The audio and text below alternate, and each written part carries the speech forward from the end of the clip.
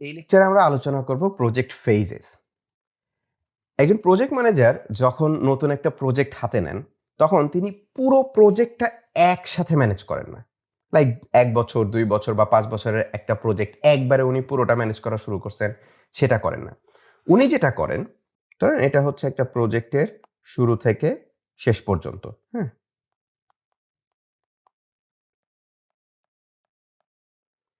উনি যেটা করেন প্রজেক্টটাকে অনেকগুলি টুকরা, টুকরা ভাগে ভাগ করেন। এই যে ছোট, ছোট টুকরাগুলি করেন, এই একেকটা টুকরাকে বলা হয় হচ্ছে প্রজেক্টের একেকটা ফেজ। একেকটা ফেজের মাধ্যমে এক বা একাধিক ডেলিভারেবল তৈরি করা হয়। ডেলিভারেবল মনে আছে তো কি বলছি?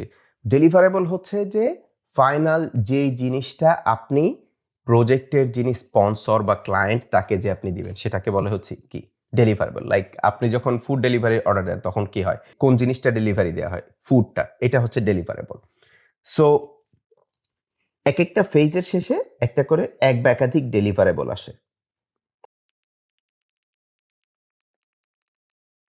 সো এই ডেলিভারেবল রিলেটেড লজিক্যালি সিমিলার কাজগুলাকে একসাথে করে একটা, একটা করে ফেজ বানানো হয়।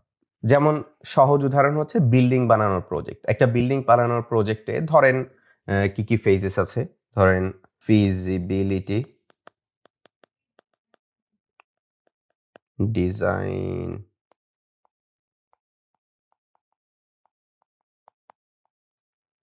Construction, project. এই ফেজেস গুলা আমি যেরকম লিখলাম এরকমই হইতে হবে এমন কোনো কথা নাই। প্রজেক্টের প্রয়োজনীয়তা অনুসারে প্রজেক্ট ম্যানেজার এটাকে বিভিন্নভাবে ফেজে ভাগ করতে পারেন। এই একেকটা ফেজ শেষে কিছু ডেলিভারেবল আসে। এক বা একাধিক ডেলিভারেবল আসে। যেমন ধরেন ডিজাইন। ডিজাইন ফেজের শেষে কি আসবে? আপনার বিল্ডিং এর ফাইনাল ডিজাইনটা কি? একটা ডেলিভারেবল হিসেবে আপনার কাছে দেয়া হবে। আচ্ছা, এই যে ফেজগুলি একেকটা ফেজের এন্ট্রি ক্রাইটেরিয়া থাকে, এক্সিট ক্রাইটেরিয়া থাকে এবং ফেজ শেষে ফেজ গেট থাকে। এই জিনিসগুলো আসলে কি? ফেজের এন্ট্রি ক্রাইটেরিয়া হচ্ছে যে আমরা এই ফেজে ঢোকার জন্য রেডি কিনা। যেমন ধরেন আপনি হচ্ছে একটা সফটওয়্যার ডেভেলপমেন্টের একটা ফেজ। এটা কি? ধরেন আপনি ডেভেলপমেন্ট বা কোডিং শুরু করবেন এখন। কোডিং বা ডেভেলপমেন্ট ফেজ। এখন এই ফেজে ঢোকার আগে আপনার কি, কি লাগবে? আপনার রিকোয়ারমেন্ট ক্লিয়ার আছে কিনা? আপনার ডিজাইন ফাইনাল করা আছে কিনা?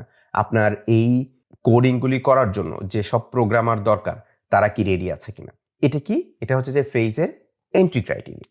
বিল্ডিং এর ক্ষেত্রে এটা কি হইতে পারে? লাইক আপনার কনস্ট্রাকশন শুরু করার আগে আপনার জানতে হবে যে আপনার অ্যাপ্রুভাল আছে কিনা, আপনার ডিজাইন ফাইনাল কিনা, আপনার এটার জন্য বাজেট রেডি কিনা, আপনার হচ্ছে যে যেসব কনস্ট্রাকশন পিপল যারা কাজ করবেন তারা আছেন কিনা। এই জিনিসগুলো হচ্ছে কি আপনার এন্ট্রি ক্রাইটেরিয়া। এবার এক্সিট ক্রাইটেরিয়া কি? এক্সিট ক্রাইটেরিয়াটা হচ্ছে যে আপনি এই ফেজে যা, যা কমপ্লিট করতে চাইছিলেন সেই কাজগুলা কমপ্লিট করছেন কিনা। এগেইন বিল্ডিং এর ক্ষেত্রে আপনার এই যে ডিজাইনটা ফাইনাল অ্যাপ্রুভাল পাইছে কিনা, ডিজাইনটা রাজুকের অনুমোদন পাইছে কিনা, এগুলা যদি মিট করে তাহলে কি এক্সিট ক্রাইটেরিয়া মিট করলো, তাহলে কি এই ফেজটা কমপ্লিট হিসেবে গণ্য করা যায়।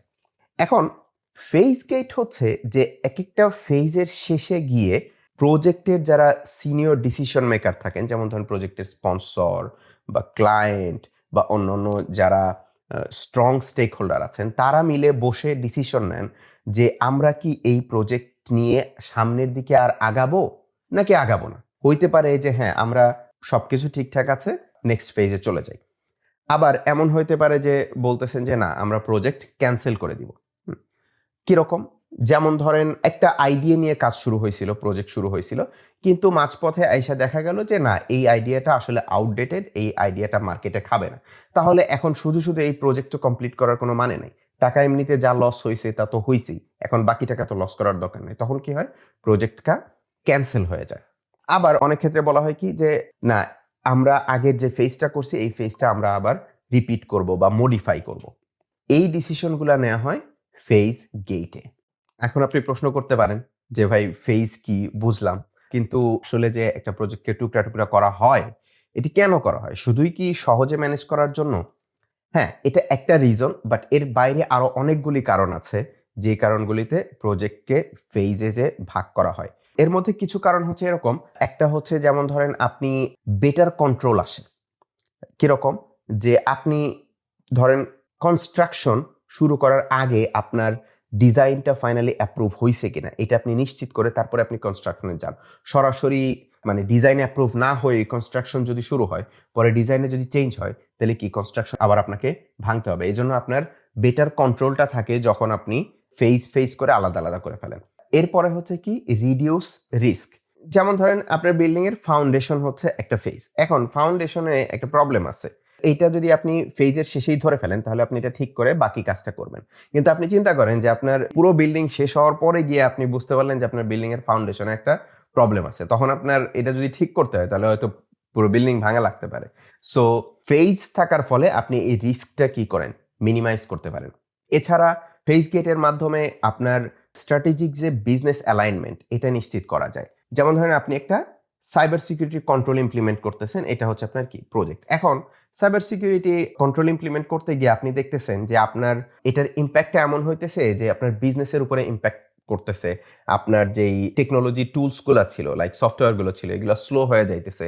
সো আপনার এই কন্ট্রোলটা ইমপ্লিমেন্ট করে আপনি যে পরিমাণে লস থেকে বাঁচার চেষ্টা করতেছেন তার চেয়ে বেশি ক্ষতি আপনার বিজনেস কমে গিয়েই হয়ে যাচ্ছে। তখন কি করা হয় যে আচ্ছা ঠিক আছে আমরা আমাদের সাথে এইটা বিজনেস স্ট্র্যাটেজির সাথে কি অ্যালাইনড হইতেছে না, এজন্য আমরা কি করে দিলাম প্রজেক্টটা ক্লোজ করে দিলাম।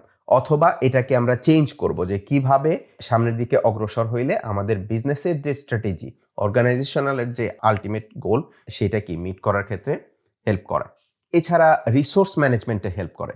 যেমন ধরেন আপনার যেই ফেজ নিয়ে আপনি কাজ করতেছেন শুধুমাত্র সেই ফেজের লোকগুলোকে যদি আপনি হায়ার করেন তাহলে কি আপনি কস্ট কমাচ্ছেন। লাইক আপনি ডিজাইন ফেজে আছেন, আপনি শুধু ডিজাইনার রিলেটেড যেই এমপ্লয়ি আছে বা যাই কন্ট্রাক্টর আছে আপনি তাদেরকে হায়ার করলেন, আপনার তখনই কিন্তু কনস্ট্রাকশনের জন্য যারা কাজ করবে তাদেরকে আপনার হায়ার করার দরকার হইতেছে না। এখন এই ফেজগুলা কি আসলে একটার পর একটা সবসময় এরকম হয়? Not really. একটার পর একটা যেটা হয় এটাকে বলা হয় হচ্ছে কি সিকোয়েন্সিয়াল ফেজ, যেমন ফেজ 1 2 3 4 এরকম। কিন্তু খুব কমনলি যেটা হয় সেটা হচ্ছে যে ওভারল্যাপিং ফেজ হয়। লাইক আপনার ফেজ 1 শেষের কাছাকাছি গিয়ে ফেজ 2 শুরু হয়ে গেছে। হ্যাঁ? সিমিলারলি ফেজ 3 এর মাঝখানে ফেজ 4 ঢুকে গেছে। এটাকে বলা হচ্ছে ওভারল্যাপিং ফেজেস। আর ফাইনালি যেটা সেটা হচ্ছে কি ইটারেটিভ ফেজেস, মানে হচ্ছে যে আপনার ফেজ ইটারেশন হয় যেন আউটপুটটা বেটার হয়। সো আশা করি বুঝতে পারছেন প্রজেক্ট ফেজ কি।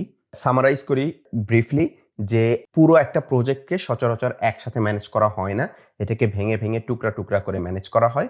এই যে লজিক্যাল এক একটা টুকরা, এই টুকরাগুলোকে ফেজ বলা হয় এবং এক একটা ফেজের শেষে এক বা একাধিক ডেলিভারেবল আসে।